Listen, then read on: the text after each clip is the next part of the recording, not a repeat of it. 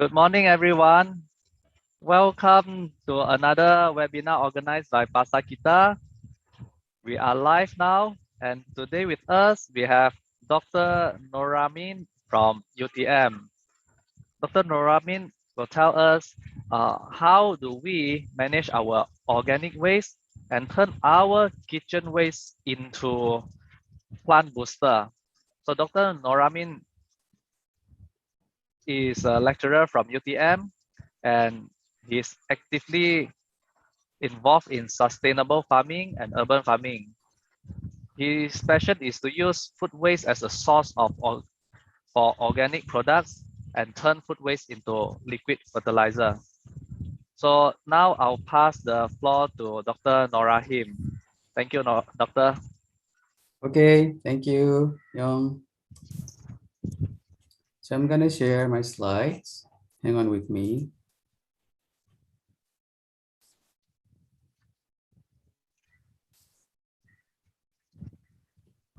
Okay, can you see my slides? Yes. Okay, all right, can I start? Yes, please, Dr. Norahim. Okay, Assalamualaikum, and a very good morning to all of you. My name is Norahim Ibrahim. I'm a senior lecturer at UTM, University Technology Malaysia, which is in Johor. I believe everyone is scattered everywhere, not just in Johor, not just in KL. I believe it's everywhere. So today I was invited by Pasarkita. Thank you for organizing this webinar. The title is to, organic waste management, turning the kitchen waste into plant booster approach. So in general, what we're going to do, we're going to make liquid organic fertilizer, using food waste. So that is what we will do. So in general, the content of the webinar, I'll be dividing them into three parts. The first part is the introduction to organic waste. We will talk about what is organic waste, what kind of stuff is in there, and then we'll go into how can we prepare plant boosters from kitchen waste. We can also make them from landscape waste or agricultural waste. And then finally, the third part is to apply the plant booster to plants. Kita dah buat, and then we want to apply it. Kita nak pakai pada pokok kan? So that is the application part, which is in the third part. So this is a daily kitchen waste that we normally have. Every day we eat, every day we cook, and at the end of the day, we have leftover food. Kita ada nasi lah, we have rice, noodles, buah-buahan, and then sometimes we buy them, but we don't eat them, and finally they get rotten. Dia jadi busuk kan? So this is what we do every day, but believe it or not, yeah. So what is food waste? So before we start with the making of kita nak buat baju kan, but the first step is we have to understand what does it mean by food waste. So what is food waste? Food waste is described as all edible food materials produced for human consumption, but left uneaten. Kita tak makan, kita tak habiskan makan. Also, we can define them as any material that comes from either a plant, it could be coming from an animal, and they can be decomposed by microorganisms such as bacteria, viruses, fungi, yeast, and everything. So how much food waste are we producing in our country? Yeah, according to the report by the STAR, if you look at we produce about 38,000 tons, which is equivalent to 38 million kilograms of food waste every day.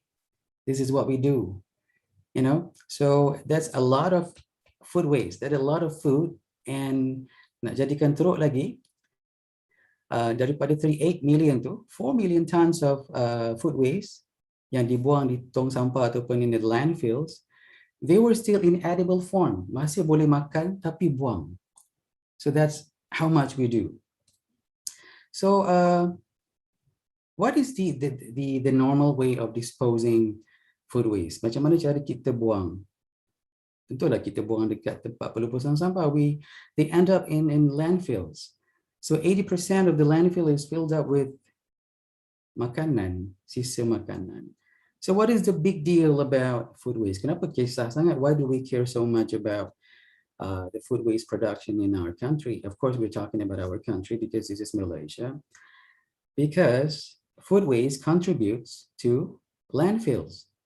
Kenapa? Penuh dengan tempat pelepasan sampah dengan makanan. And then food waste, if we leave them to rot, kalau kita biarkan dia menjadi busuk, they will produce methane gas. So this methane gas is actually the gas that is absorbing heat. Bila dia menyerap haba, then the earth is becoming hotter, menjadi lebih panas. So that is global warming that we are facing now. So that is why we care so much about food waste. Yeah. So macam mana? Apa penyelesaian? What is the solution for this? The solution is, first, we have to do food waste segregation. Tak semestinya food waste saja. All kinds of waste, we have to segregate them. Because now we are talking about food waste, I'm just focusing on food waste. So we need to do waste management by segregating them. Asingkan sampah yang termasuk dalam kategori sisa makanan. Ya, ada beberapa bahagian di dalam rumah. Together we can do this. Yeah. Okay. Scenario 1. I think before we go into details, sebelum kita masuk tentang topik membuat baja, then I want everyone to look at this, the scenario, the first scenario here. Maybe some of us, we were trying to fertilize our plants, but we heard that we can fertilize our plants using food waste. So we just dump everything. Maybe you just put them surrounding your plant area, but you end up getting this. Getting what? You get flies, you get biawa, money trip lizards, you get mice coming over your place, we got cockroaches, you got ants, and ini sebenarnya tak best kan? And then you start feeling disappointed.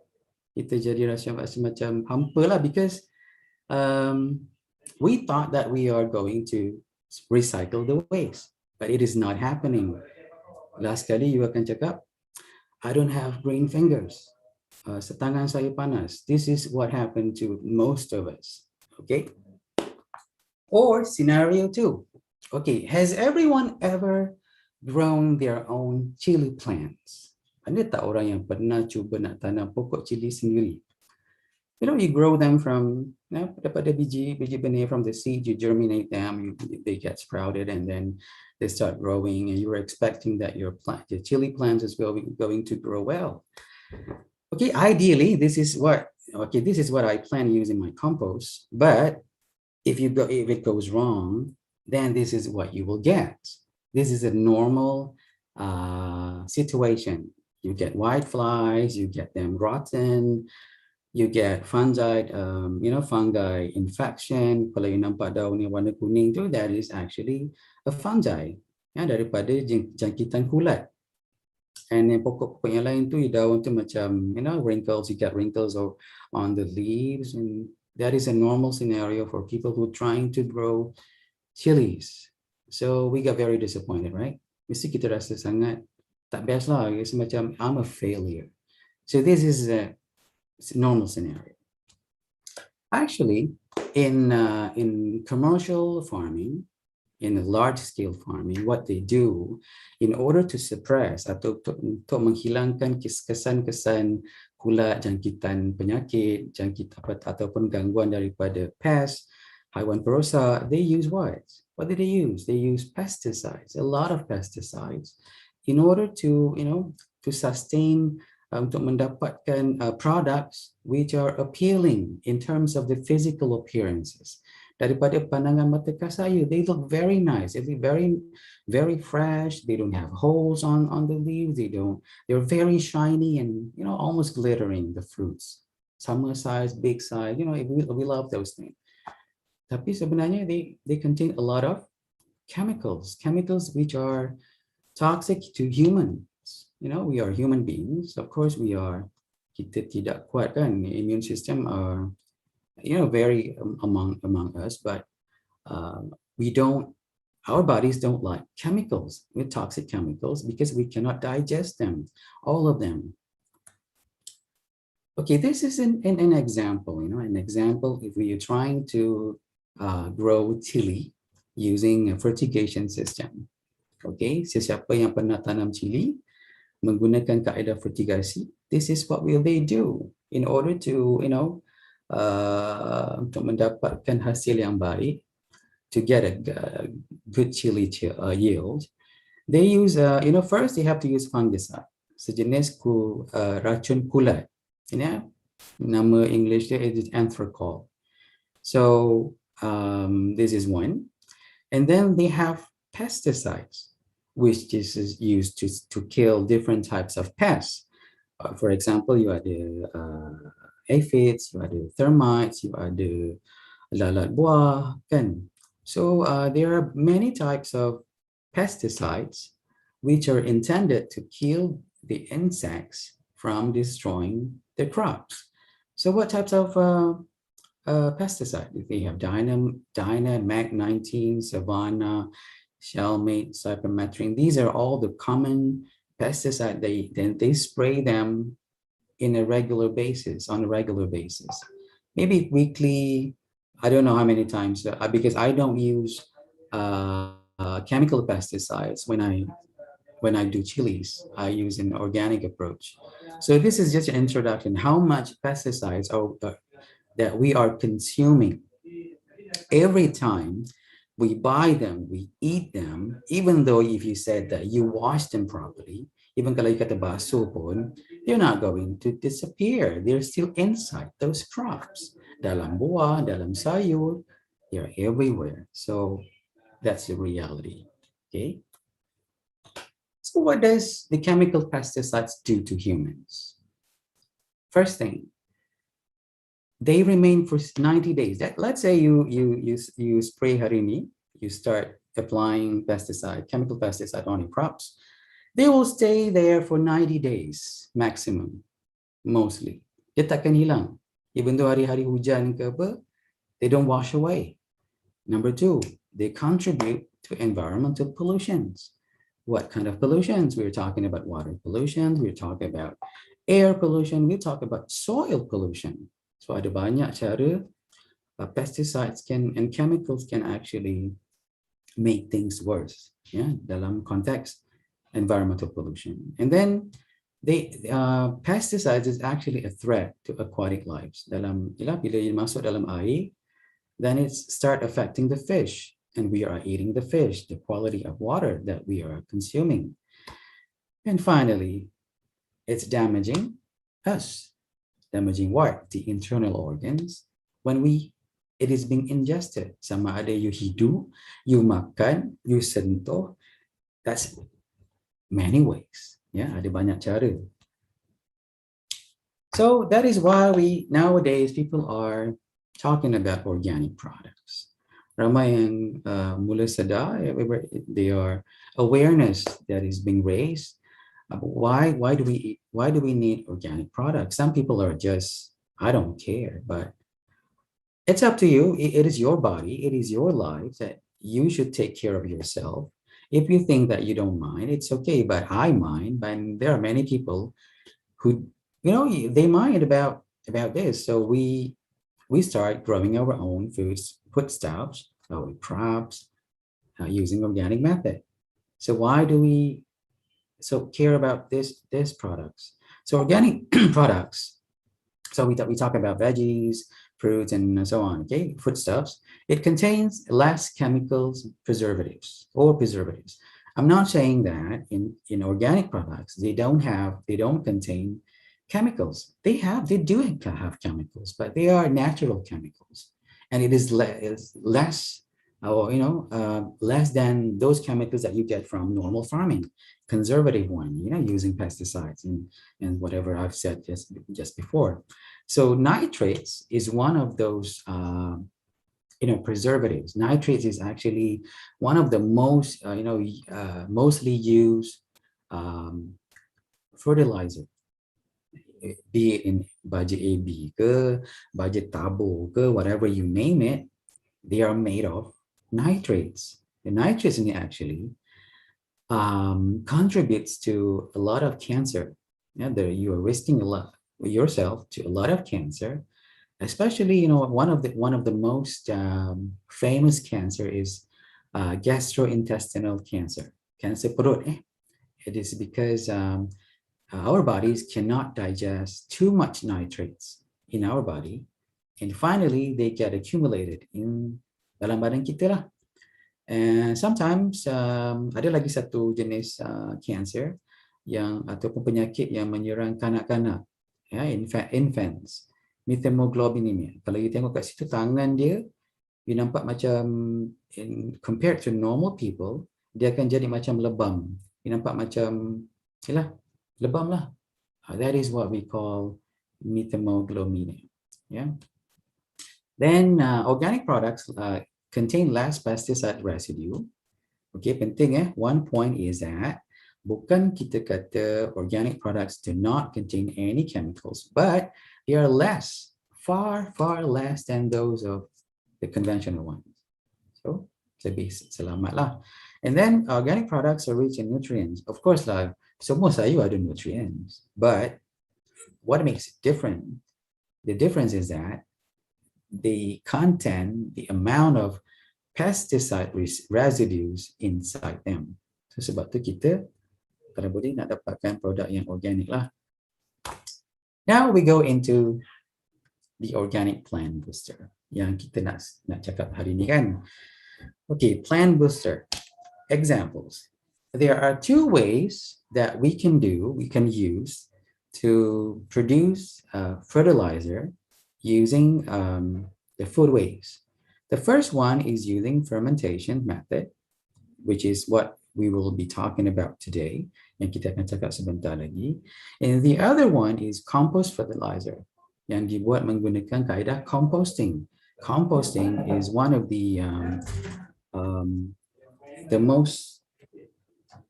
most commonly used method, ya, yang biasa kita gunakan untuk membuat baja compost. So right, okay, method. Ini cara dia. This is how we will do the fermented liquid fertilizer. You can name it, dia banyak nama, there are many names of it, tapi kita akan sebut dia sebagai fermented liquid organic fertilizer. Or in Indonesia, ataupun sekarang di Malaysia, I think people know this as mol. Ada kata mol sayur lah, mol buah lah, mol ikan lah, doesn't matter, it's the same thing. So fermented liquid fertilizer is a type of fertilizer which is produced from fermentation of kitchen waste materials such as veggies, fruit peels, and fish waste, which you add, with brown sugar. The brown sugar ni sebenarnya bukan gula. It's not the brown sugar that you put into your tea or your coffee. This is gula merah yang murah tu. You can get it from the market ataupun pasar basah. You boleh timbang kati 1 kilo maybe RM3, RM4. Jangan gunakan brown sugar yang dekat pasar raya yang mahal-mahal tu. Bukan. So what types of food waste, of kitchen waste that you can use to make fertilizer could be coming from, as you see in the picture, there are garlic, onion peels, there are fish waste. Perut ikan, I'm not talking about the whole fish. You don't buy fish and you make them into fertilizer. Takkan kita nak beli ikan mahal, ikan parang sekilo RM40, balik-balik masukkan dalam tong buat baja. No, that doesn't happen that way. It doesn't happen that way.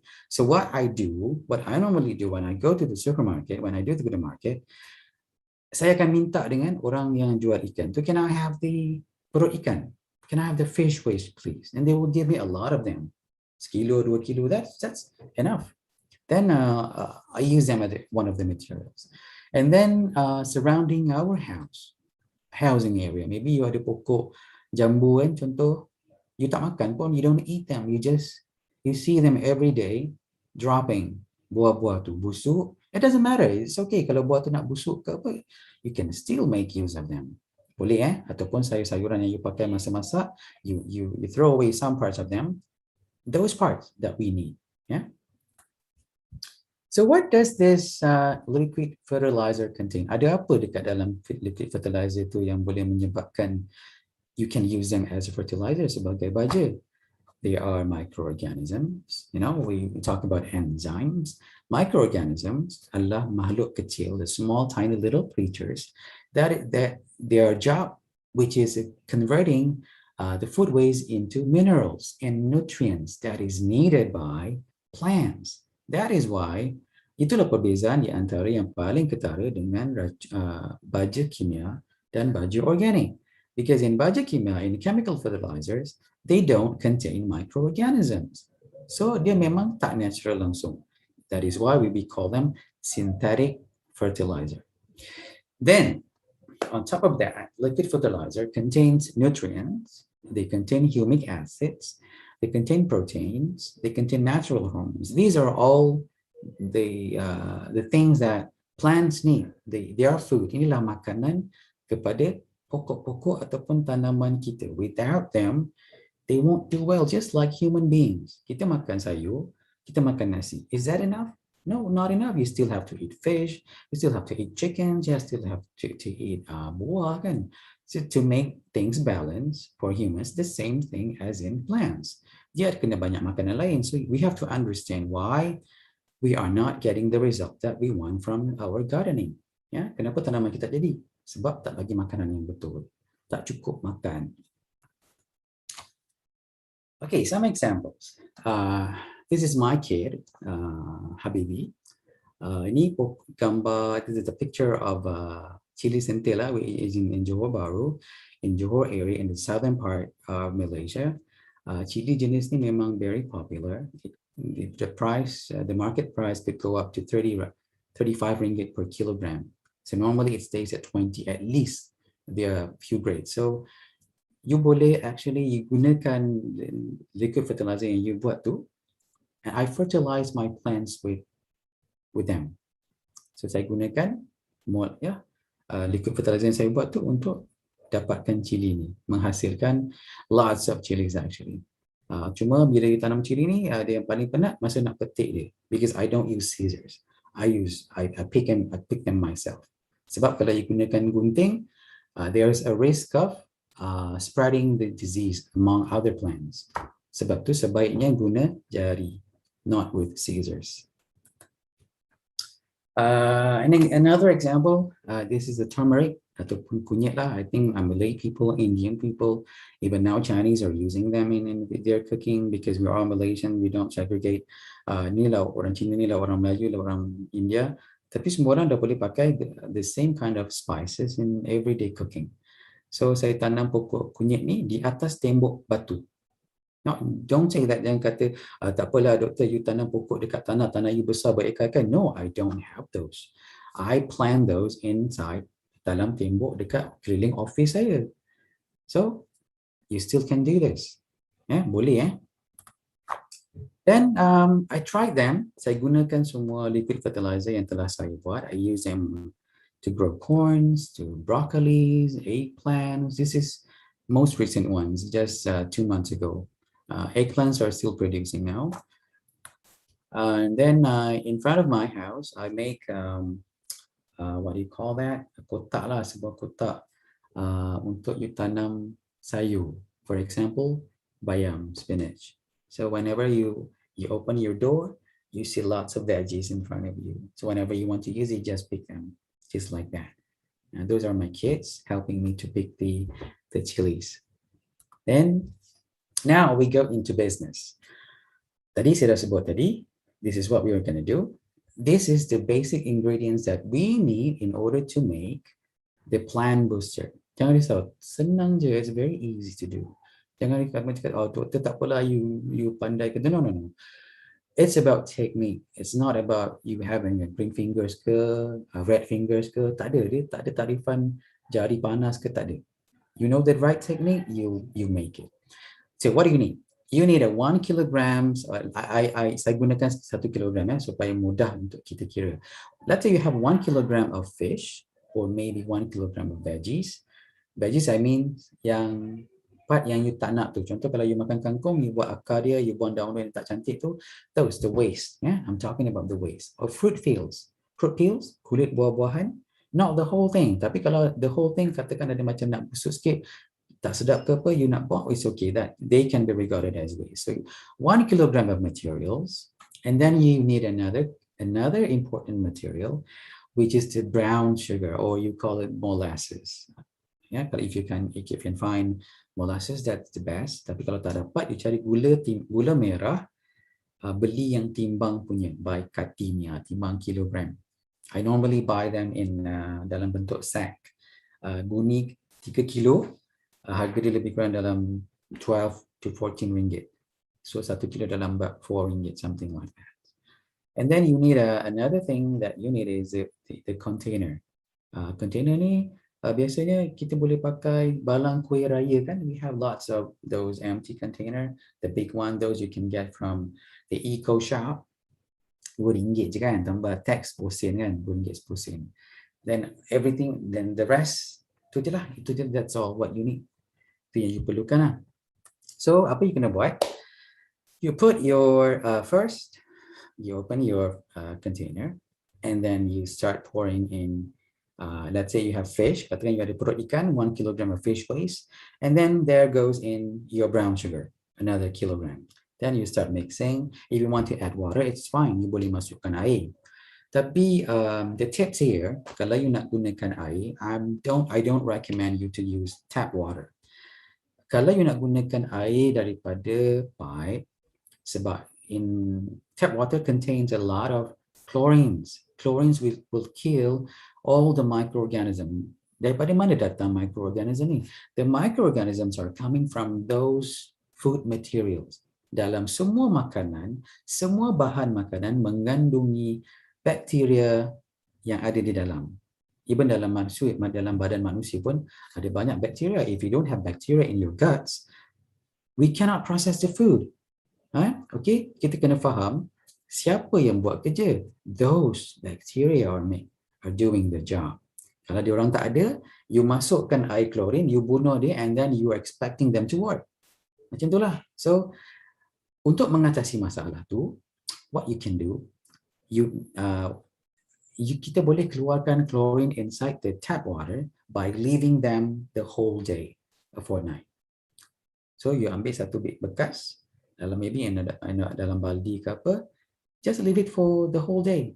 One day, tomorrow, then you can use them. Kalau you nak masukkan dalam you punya container. Tak nak masuk pun tak ada masalah, tapi kalau saya masukkan sikit lah. Kalau tak dia terlalu kering. Okay, I hope you understand that one. So, berapa lama tahan? How long does it last? Kalau fertilizer yang you buat ni in liquid form, almost 6 months. But normally I don't wait for 6 months. I use them up. Saya guna semua sekali. I don't want to wait. Saya takkan sayang fertilizer saya, because the longer you wait, the longer you keep them, nanti dia jadi rosak. Then sayang lah kan. Why don't you just keep them, you feed your plants with them. And then the storage method, cara menyimpan. Kat mana you nak simpan dia? Boleh ke saya simpan dekat depan bawah pokok ke, dekat bawah kereta ke, dekat dalam bilik saya ke? Where do we keep them? You keep them in a dark place. Kita tidak meletakkan liquid fertilizer yang telah kita buat di tempat yang terdedah kepada cahaya matahari. Because when they are exposed to sunlight, they will be damaged. Macam kita punya kereta contoh, you letak dekat panas-panas lama-lama, cat tu rosak. The same with because this is a natural product. Ada benda hidup dalam tu, you don't expose them to direct sunlight too much. Tempat yang sejuk sikit lah. And then you tak perlu tutup sangat, rapat sangat. Sometimes we have to loosen up. Kena buka dia punya cap tu untuk release gases yang terhasil. There are gases produced. Right. Kenapa kita buat liquid fertilizer? Why are we making this liquid organic fertilizer? Sebab we want to increase crop yield tanpa fertilizer. Without fertilizers, there is no way your plants is going to grow. Dia tak ada makanan kan, takkan you think that okay, so I just water them and then they will with sunlight they will grow very well. That's a myth. Itu adalah satu dongeng, cerita dongeng yang tidak benar. Jadi semua benda hidup memerlukan makanan untuk hidup. The same with the plants. Number two, we make liquid fertilizers because we want to convert waste into something beneficial. Ya, kita melihat waste as a source, bukan sebagai sampah. This is something that is as a starting material, sebagai sumber lah kan. And then the countries, negara kita selalu bercakap tentang pertanian mapan, sustainable agriculture. That means even without katakan satu hari nanti susah nak dapat baju kimia, tapi tak boleh makan lah, sebab tak ada baju kimia, you cannot make your own food. So kita boleh buat sebab kita ada organic fertilizer, which we are making from the waste, the food waste, the kitchen waste. So ini cara, macam mana cara kita nak menggunakan the liquid organic fertilizer that we have made. There are two ways of you applying them. One is through the watering method, kita just siram pokok. The other one, we use spraying method or foliar application. Kita panggil nama saintifik dia foliar. So kalau kita lebih suka, if you prefer the watering method, manually, you can do it once a week. Berapa banyak yang letak? About 20 milliliter, sikit je. For every 20 milliliter of your organic fertilizer, you dilute them with 1 liter of water. Tak kisahlah nak pakai tap water ke apa. Then the second one is just spraying method. Okay, you use a sprayer. You boleh guna sprayer yang kedai RM2 tu, but okay lah, you can use that one, but sometimes you get tired because you have to keep, pressing and to an extent, you're damaging it. Okay, but you boleh beli yang automatic one. The automatic one about RM60, RM40 pun ada kan. You just do this, pump. This one, you perlukan lebih kurang about 10 milliliter of the organic fertilizer. You dilute them with 1 liter of water, and then you start spraying them. The most important thing about when you use the spraying method is to spray underneath, di bawah daun. Yeah, because that is where the nutrients are being absorbed. Kalau you sembuh atas daun, maybe not that much effect. Sebab pokok makan melalui lubang-lubang ataupun you call them stromata di bawah daun, right? I'm going to show you some more examples of the application. Contoh-contoh yang saya telah lakukan. Okay, let's say I have a fish, fermented fish waste, ataupun dalam nama lain, sometimes we call them fish amino acids. Because when you ferment fish waste, you are producing a lot of amino acids. Amino acids are those nutrients that plants love. Pokok suka sangat dengan amino acid dari ikan. Sebab tu orang dulu-dulu, if you look at our mothers and fathers, maybe those elderly people, dulu dia basuh ikan, dia pun buang darah ikan tu dekat pokok. Dia basuh beras, buang dekat pokok. Then ada kan, pernah dengar kan? So this is scientific because I'm doing research on this. I take measurements, I analyze the soil, I analyze the plants. They love them. So for example, dekat gambar yang pertama tu on right hand side ada pokok ginger, pokok halia. And on the left hand side is peppermints, pokok pudina. So they grow pretty well. They love those fish.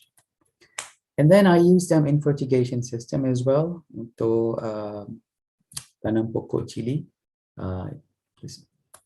And then you can also use them in this kind of, NutriPot lah, kita panggil kaedah NutriPot. This is for lazy people who doesn't like to water their plants. Orang yang tak suka, tak ada masa, I don't have time. Saya tak ada masa lah nak siram pokok. Then you can use this method. You have dia ada dua pasu, 2 vases, 2 pots. The bottom one, you put your fertilizer inside them, and then the other one on the top one you put your plant. So maybe you have to look at weekly by every week you have to replace the your fertilizer solution. But it depends on you. Which one do you prefer? Which one fits you? Which kind of method that really fits me? I also use them for ornamental plants like flowers, and some of the flowers I don't know their names, but I don't bother. I don't. As long as I love to see them growing, they they're doing okay with the liquid organic fertilizer that I make.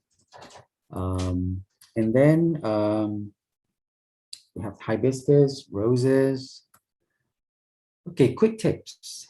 In order to get, because we're talking about fermentation, kita buat fermentation, sebab fermentation process to make it faster, untuk mendapatkan baja dengan lebih cepat, and to get a better quality of liquid organic fertilizer, there are a few things, a few items in the kitchen that you can use.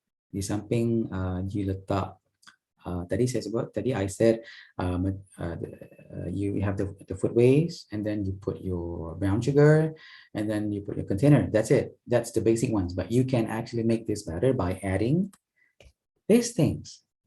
You ada belacan kat rumah kan? You have the shrimp paste. Mesti ada punya kan? Ada belacan. You have the yeast. You have the Yakult. Kenapa nak letak benda-benda ni? Because they contain microorganisms. For example, in Yakult, biasa you tengok kan iklan Yakult lah, Vitagen, whatever yogurt drinks, they contain lactobacillus. Lactobacillus is a type of bacteria that is good for the guts. Dan pada masa yang sama sebenarnya you can use them sebab lactobacillus produces lactic acid. Lactic acid is good for plants. So you boleh bantu untuk mendapatkan a good quality product from the fermentation. And then you have yeast. Dalam yeast ada apa? Ada yeast lah kan? Ada yeast adalah sejenis kulat kan? So that will help in degrading or decomposing your starting materials. Dan dekat dalam belacan pun sama juga. They are microorganisms. Ada banyak bacteria inside there which can help you make a good fertilizer. So just add them just like sikit je lah. Secubit je. You don't have the whole thing to put inside the container. Sikit je pun dah cukup. And then apa lagi bahan-bahan lain yang that you can use as a starting material? Bahan apa? Jenis apa? Contohnya selain daripada fish waste, kadang-kadang you gunakan ikan bilis kan? The anchovies, and then ada kangkung ke, and then if you have a banana tree, lepas pokok dah berbuah, ada guna dia. The banana trunk, batang pokok pisang tu contains a lot of potassium. So sangat sesuai untuk pokok-pokok yang berbuah. So ni adalah contoh lah. Then this is how I do it. I get my balang kuih raya yang kosong yang banyak kat rumah tu. You just put everything there. Kalau you kata you ada nanas, you have pineapples, you use pineapples. Sekarang musim buah kan, I don't throw them away. When after I eat the fruits, all the fruit peels will be turned into fermented fruit peels fertilizer, something like this. So you letak tadi, you label them, put them the hari berapa hari bulan, and then maybe about 2 or 3 weeks time, it is ready to be used. Normally, I will wait for maybe 3 weeks or 4 weeks. So if you take them too early, then maybe it's still processing. It boleh pakai, tapi lebih baik bagi lama sikit lah, masih about 3 weeks or 4 weeks time. Yeah, the fermentation period. Another example for veggies, I use amino acids from the fish. I grow apa pakcoy, tak tahu nama Melayu dia, nama Inggeris apa? Something like that. Sawi lah. Okay, then I have bayam Brazil, we have peppermints, we have spinach inside. This is in front of my house. And then we have apart from fermentation, just like I said before, another way of turning food waste into fertilizer is through composting. Untuk membuat compost, kita memerlukan other stuffs di samping sisa makanan. We can use the dry leaves, daun-daun kering yang banyak tu saya dekat dalam because I live inside on campus. Every day there are lots of dry leaves. Tu saya akan panggil itu buyer daripada Pakistan. Bye Saf. Saya akan minta dia punya daun kering, berguni-guni boleh dapat. Then you can make a compost. And then you need an animal manure, tinja haiwan. Tinja haiwan ni murah je sebenarnya kalau macam if you buy if you bother to make your own lah, maknanya you nak buat sendiri, you can always buy, let's say, chicken waste, chicken manure. 1 kilo saya rasa dalam RM1 je kot. That's very cheap. Ataupun 20 sen. It depends on where you buy them. And then you can turn them into compost fertilizer. With the leaves, kalau katakan if you have lots of dry leaves, you can just, spread them all over the place where you plant, because this is what we call mulching effects. Mulching effect is the bila kita, when you cover the whole area with the leaves will eventually become humic acid. Yeah, then humic acid will be absorbed by the plants. At the same time, you are maintaining the moisture inside the soil. That is what plants need. Sometimes kalau hari panas sangat, it becomes too hot. Dan kesian kan pokok kan, layu je, you see them wilting, macam tak larat. That is why we need to tolonglah, we have to help them by doing these kind of things. Ini contoh an example of the a few types of animal manure. Tinja haiwan, you can use chicken, you can use cow. We have horses here, so boleh gunakan tai kuda. Nama comel dia tinja, but in nama tak comel tahi. So it's okay. Whatever it is still the same thing. Doesn't matter. So the first thing, if you want to use animal manure, kalau you nak gunakan tinja haiwan, it has to be dried. Kalau you gunakan terus, you ada, let's say you have a chicken at home, dia keluar prank, you pun terus ambil, letak kat pokok, they will die.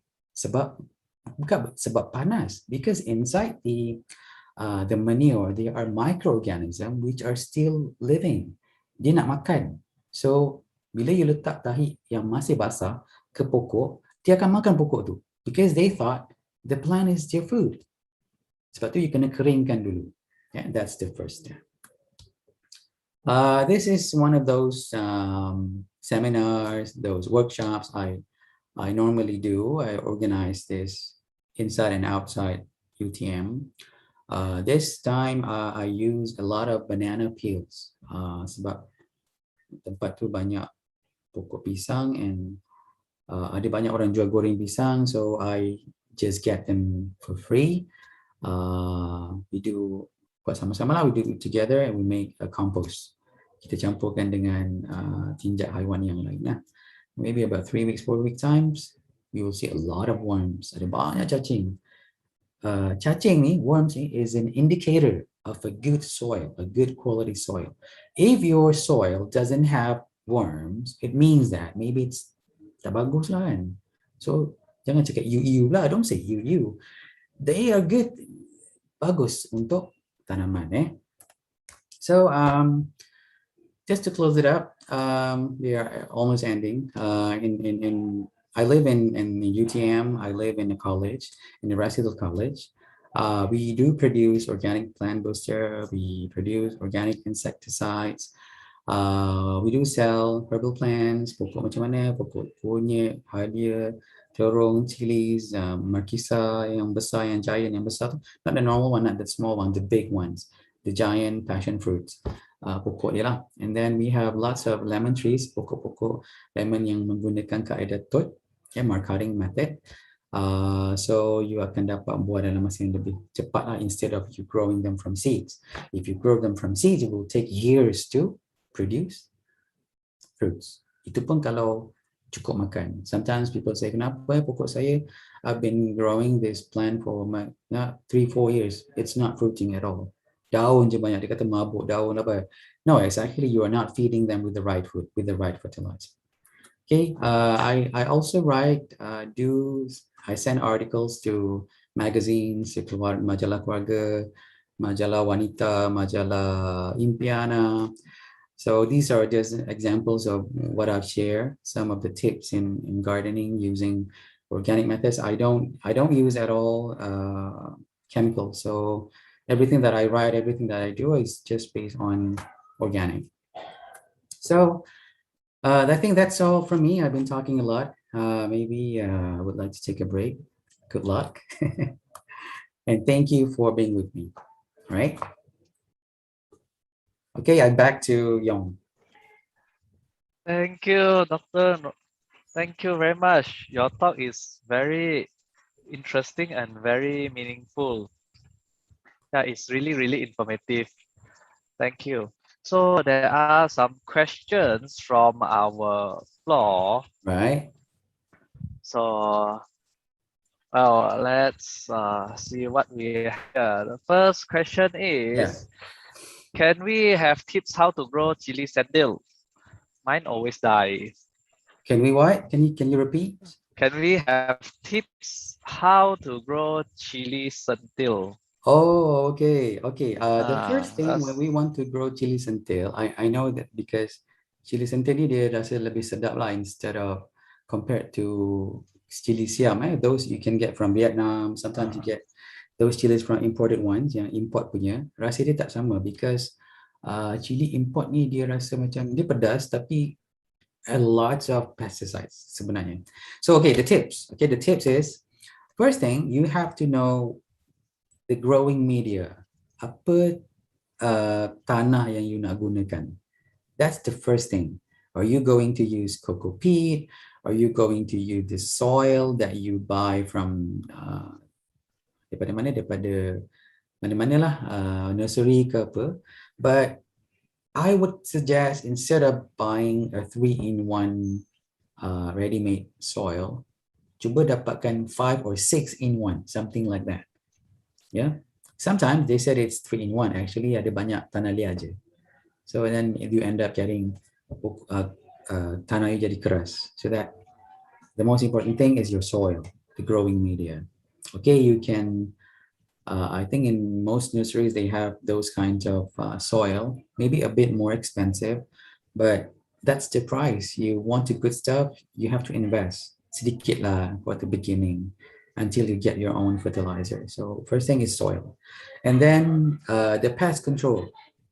If you don't do pest control management, you tidak ada sistem kawalan haiwan perosak, then most likely you are going to end up macam tadilah dalam gambar tu.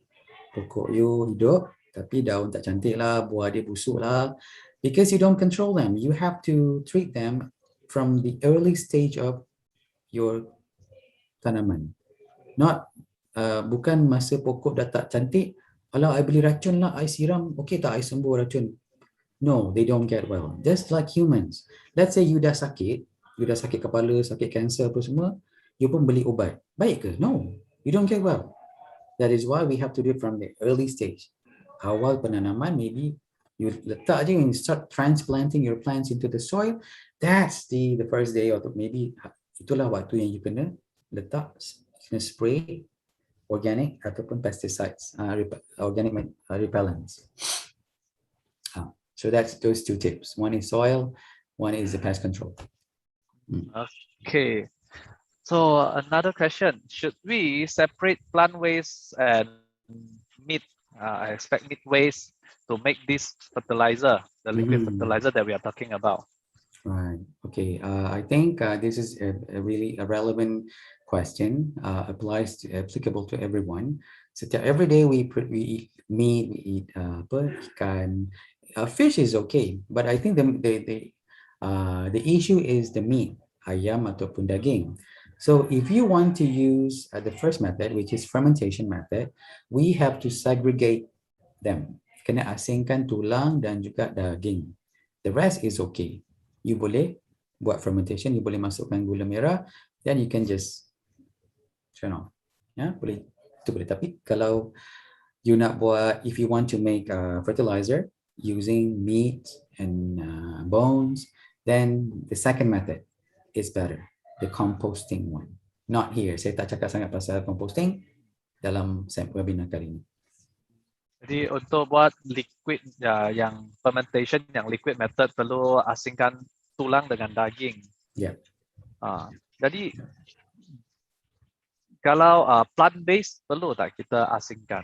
Plant based I think tak perlu sebab tulang ni it'll take a long time to degrade. Sebab tu kita kena asingkan.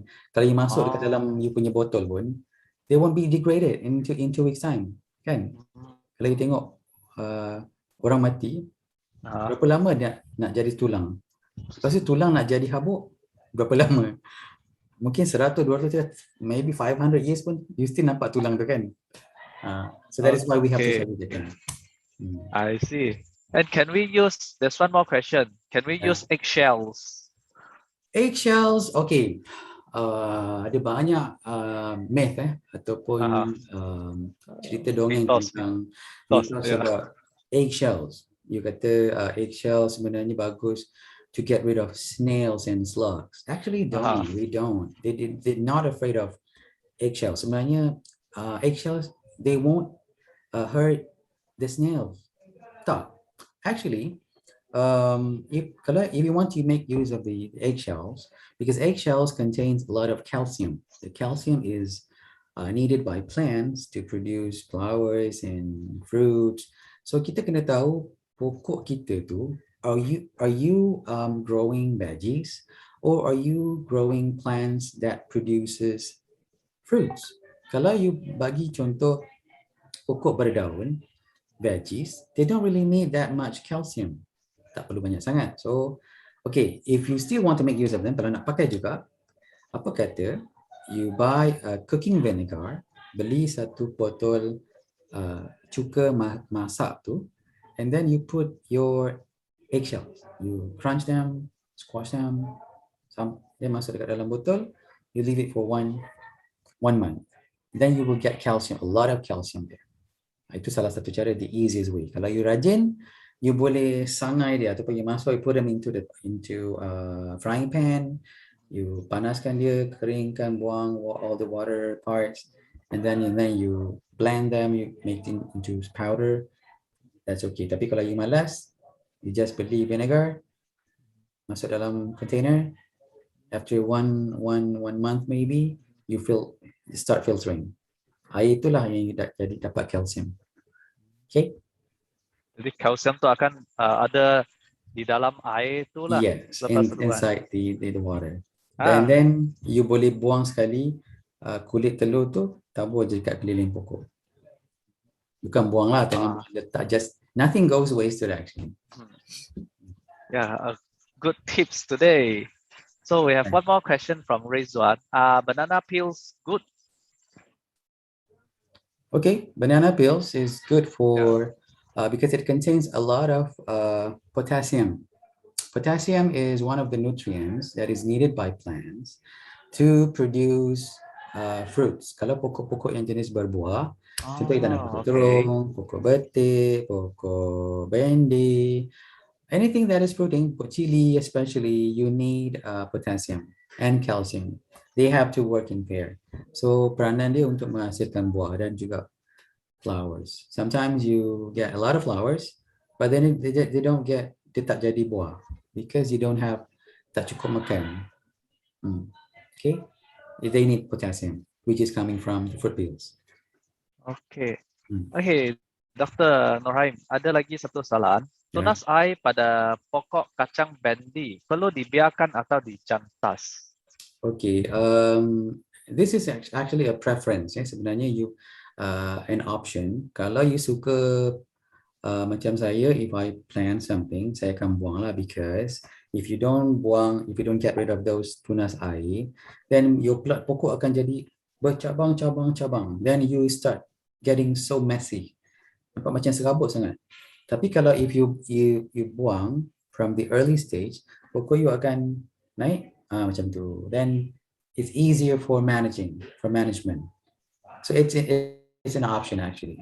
So kalau you buang kat bawah, pokok tu akan berbuah di atas. Tapi kalau you tak buang, dia akan berbuah sekeliling.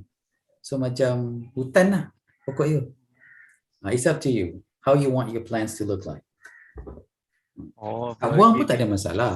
Tapi kalau you tanam pokok ada banyak, you don't want to be, tak nak jadi macam bush lah, jangan macam berluka kan. Soalnya masuk sini, semua keluar, semua ada tahan. Tak cantik lah. Okay. That's my answer. So satu lagi soalan ya, Doctor. Stay with us for a while. One more question for you. Right. You mentioned about organic pesticides. Any quick tips how to produce organic pesticides so we don't need to use those chemical pesticides? Right. Okay, the easiest one yang boleh digunakan as a organic pesticides is by using garlics ataupun bawang putih kan. Inside the bawang putih, inside the garlics, there is an active compound yang actually can be just like a repelling effects. Maksudnya ada certain insects dia tak suka bau bawang putih dan dia akan elak lah daripada datang kat pokok you. That's the easiest one. Then you can use pokok cili sendiri, buah lada tu sendiri, cili padi tu pun boleh jadi, can be your organic pesticides. And then yang paling saya suka guna is neem oil. Neem oil, I think for Indian people of Indian heritage, diorang ada banyak pokok neem kat rumah. Sebab I think in Ayurveda, Ayurvedic ke, in Indian traditional skin treatment, orang India dia selalu ada macam sapu-sapu dekat kulit kan. One of the most known minyak is neem oil, minyak semambu in Malay. So if you don't have minyak semambu, you get the plants, pokok semambu tu you ambil dia punya daun, you can ferment them. Use the same method, campurkan dengan about let's say you have 1 kilogram of daun semambu, 1 kilogram of brown sugar, you ferment them, and then you will get your organic pesticides. Senang je kan? Because if you know what you should be getting. Doktor, cara kamu cakap ni senang saja. Ambil tu letak 1 bulan dapat.